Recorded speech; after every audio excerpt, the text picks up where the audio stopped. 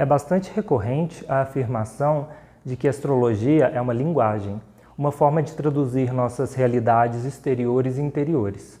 E da mesma forma que uma língua tem sua estrutura, tem seus elementos e a maneira como cada um desses elementos se distribui para formar um raciocínio lógico, a astrologia também. Falar sobre signos se tornou algo bastante comum hoje em dia, para não dizer até um pouco banal. E o objetivo desse vídeo é explorar um pouquinho a maneira como esses arquétipos podem ser classificados e como isso pode nos auxiliar a elaborar e sofisticar o nosso pensar astrológico. Eu me chamo Paulo, eu sou psicólogo de formação, tarólogo e astrólogo aqui no canal e você está no canal Rota Dentro.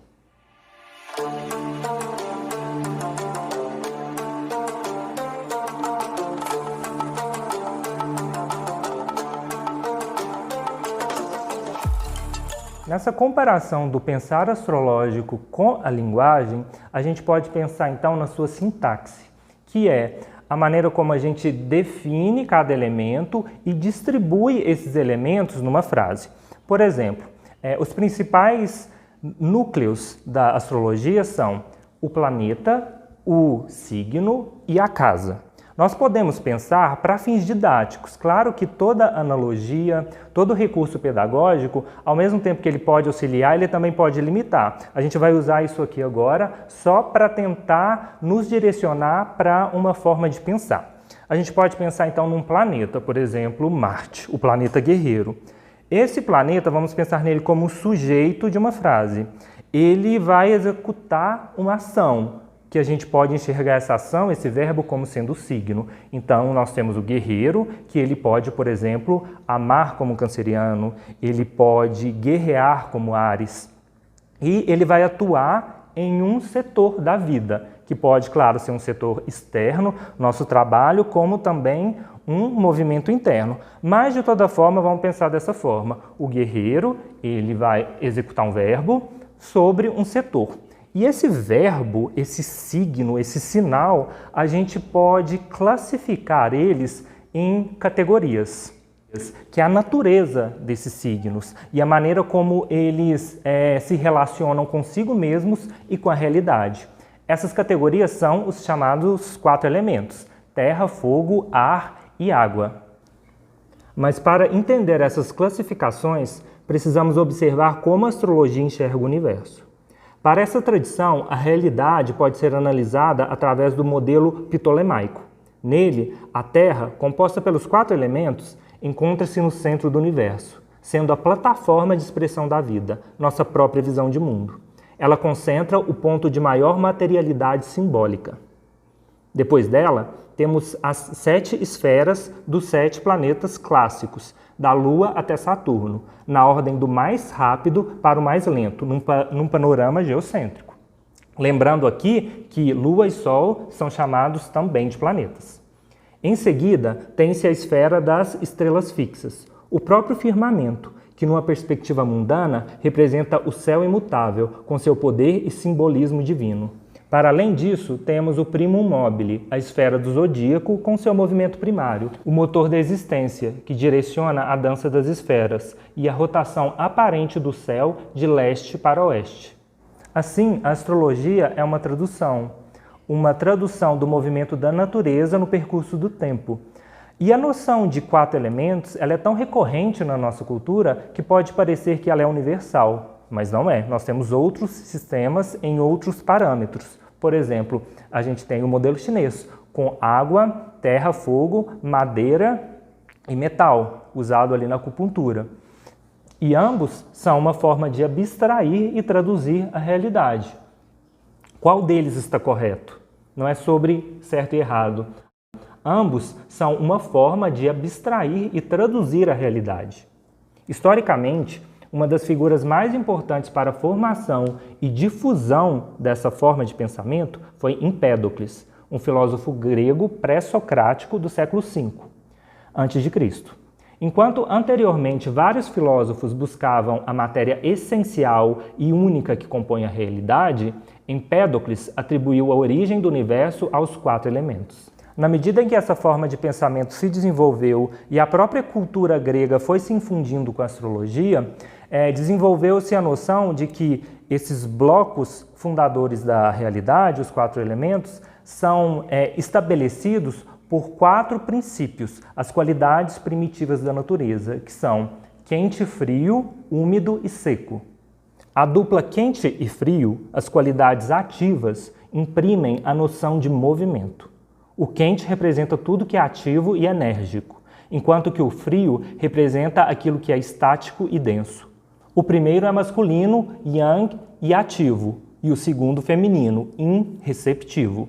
A interação entre esses dois geram qualidades passivas, úmido e seco. A qualidade úmida, gerada pela fria, representa adaptabilidade, é capaz de moldar e unir. A qualidade seca, decorrente da quente, fala sobre rigidez, separação.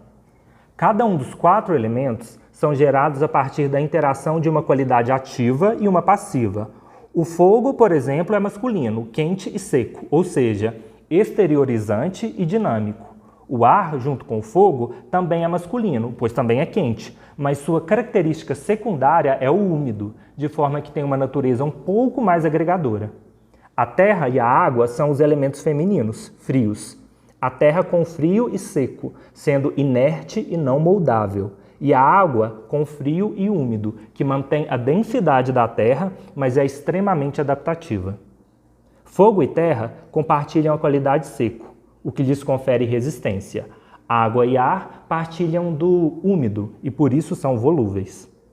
A combinação dos atributos primordiais da natureza formam os elementos. E os elementos podem ser associados às 4 estações, aos nossos temperamentos. Em um vídeo anterior sobre o que era astrologia, vou deixar o link na descrição desse, lembrando também que, se você está gostando do conteúdo do canal, lembra de dar aquela forcinha. Eu falava sobre como a astrologia se define por essa relação, dessa observação das 4 estações dos movimentos da natureza. A partir disso, estabeleceu-se também uma relação com os temperamentos. Os temperamentos, eles falam tanto sobre questões físicas, nossa compleição externa, como também sobre nossos humores internos. Temos o colérico, relacionado ao fogo e ao verão, ápice da energia e do florescer da natureza, que constitui traços enérgicos e decididos. São personalidades ambiciosas e corajosas, que agem com intensidade, mas são pouco emocionais, pois falta umidade. Os traços físicos característicos são a tendência à magreza, à musculatura e uma estatura média. O temperamento sanguíneo, associado ao ar e à primavera, período da dispersão e polinização, produz uma personalidade ativa, pois também é quente, mas aqui a umidade lhe confere versatilidade. São investigadores, curiosos e comunicadores. E sua fluidez extrema pode levar à dispersão. Fisicamente, se refere a uma estatura robusta. O temperamento melancólico é associado à terra, o arrefecimento do outono. São personalidades reservadas, interessadas no concreto e na sobrevivência. É pouco demonstrativo emocionalmente, como o colérico, pois ambos são secos. Em termos físicos, se refere a um corpo de estatura média, com pele áspera e fria. O fleumático é a água fria do inverno. São extremamente sensíveis e empáticos, com uma percepção emocional aguçada, mas a falta de calor e movimento os tendencia à indolência e à ausência de energia. Em termos fisionômicos, tem tendência a um corpo mais cheio e pele macia. Nessa perspectiva, os planetas também podem ser associados aos elementos. Por isso que é possível atribuir uma relação de correspondência do movimento das esferas celestes com os acontecimentos que nos cercam, sejam estes de natureza mundana ou de nossos monumentos internos, ou seja, de nossos humores. Pois, nessa perspectiva, nossa alma, ao encarnar, sai das esferas externas, passando pelos planetas, recebendo aquilo que precisa para se constituir fisicamente na Terra. Por isso, através de um mapa natal, podemos identificar quais elementos temos em equilíbrio, falta ou excesso.